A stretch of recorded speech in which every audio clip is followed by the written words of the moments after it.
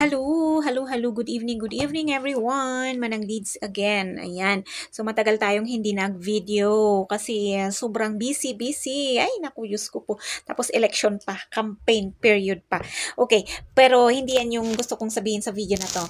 Guys, kung tag nito, kung may mga kakilala kayo na gustong pumunta sa Oman, paki-message lang ako ha. Libre din ito.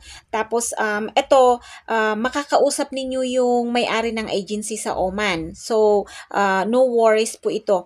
May agency lang dito sa Manila na tutulong sa inyo na mag-process ng inyong papeles. Pero makakausap din ninyo yung agency sa Oman. Pero Oman lang to guys ha. Apply na kayo guys, apply na. Legit na legit. Tag nito, nakaka-chat ko yung may-ari ng agency sa Oman, kaya pwede nyo rin siyang kausapin.